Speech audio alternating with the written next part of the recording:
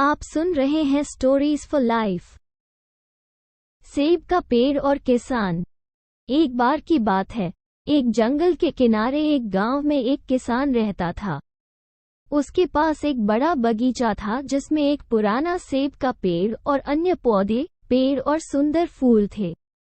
जब किसान छोटा था तो वो अपना ज्यादातर समय सेब के पेड़ के साथ खेलने में बिताता था। उन दिनों सेब के पेड़ ने उसे अच्छे अच्छे सेब दिए थे। हालांकि जैसे जैसे समय बीतता गया, सेब का पेड़ बूढ़ा होता गया और फल देना बंद कर दिया। अब जब किसान को पेड़ से कोई सेब नहीं मिल रहा था, तो उसने फैसला किया कि पेड़ बेकार है। इसलिए उसने पेड़ को काटने और उसकी लकड़ी का उपयोग कुछ नए फर्नीचर बनाने के लिए करने का फैसला किया। उसने महसूस किया कि क्योंकि पेड़ पुराना और विशाल था, इसलिए उसे ठीक करने की आवश्यकता नहीं थी और इससे बढ़िया फर्नीचर बन जाएगा। वो भूल गया कि एक लड़के के रूप में उसने अपना पूरा बचपन पेड़ पर चढ़ने और उसके सेब खाने में बिताया था। अब सेब का पेड़ पड़ोस में कई छोटे जानवरों का घर था।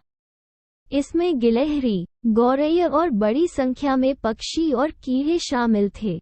जब किसान ने अपनी कुल्हाड़ी उठाई और पेड़ को काटना शुरू किया तो सभी छोटे जानवर दौड़ते हुए नीचे आ गए।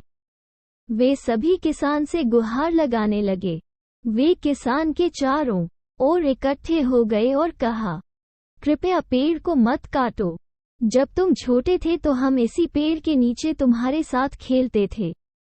ये हमारा घर है और हमारे पास जाने के लिए कोई जगह नहीं है। किसान अधिक था। उसने अपनी कुल्हाड़ी उठाई और हंगामा बढ़ गया। कृपया मेरे घर और बच्चों को मत काटो और नष्ट न करो, गिलहरी चिल्लाई। कृपया मेरे घोंसले को न काटे और नष्ट न करें, नन्हे पक्षी चिल्लाए। कृपया सेब के पेड़ को मत काटो, टिड्डा चिल्लाया। हालांकि किसान अपने बचपन और अपने पशु मित्रों को भूल गया। वो पेड़ को और जोर से काटने लगा। सभी छोटे जानवर हताश हो गए और किसी भी कीमत पर सेब के पेड़ की रक्षा करना चाहते थे। छोटे जानवरों ने कहा, जब तुम खेतों में मेहनत कर रहे हो तो हम तुम्हारे लिए गाएंगे। हम तुम्हारे छोटे लड़के की देखभाल करेंगे। वो रोएगा नहीं, बल्कि मनोरंजन और खुश होगा। तुम हमारे गाने पसंद करोगे और महसूस नहीं करोगे थका हुआ।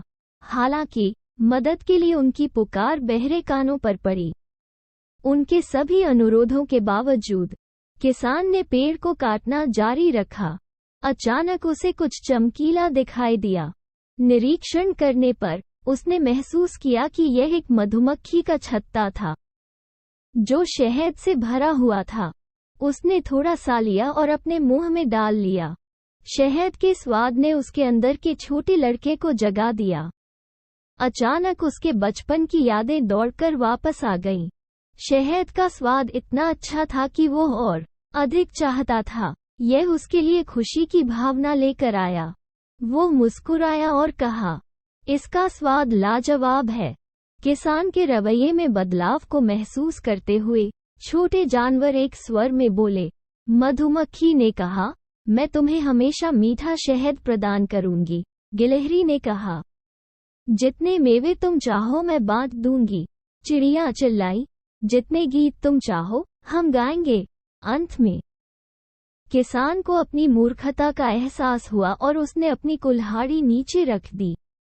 वो समझ गया कि पेड़ कई प्यारे जानवरों का घर है जो उसे बहुत सारी चीजें प्रदान करते हैं। वो चाहते थे कि उनके छोटे बेटे का बचपन वैसा ही हो जैसा उसका था। किसान ने महसूस किया कि सेब का पेड़ इतना फलहीन नहीं था। उसके अंदर के छोटे लड़के ने सेब के पेड़ को बचा लिया। उसने कुल्हाड़ी फेंक दी और छोटे जीवों से कहा, मैं वादा करता हूं कि मैं इस पेड़ को कभी नहीं काटूंगा। मुझे अपनी गलती का एहसास हो गया है और आप सभी अब शांति और सद्भाव से रह सकते हैं। छोटे जीवों ने मधुमक्खी का तहे दिल से शुक्रिया अदा किया। अगर किसान को मधुमक्खी का छत्ता नहीं मिला होता तो वे अब तक बेघर हो चुके होते। वे पुराने सेब के पेड़ में खुशी से रहने लगे। कहानी की शिक्षा। प्रकृति में प्रत्येक जीवित वस्तु किसी न किसी काम की है। हमें किसी भी जीवित वस्तु को नष्ट नहीं करना चाहिए।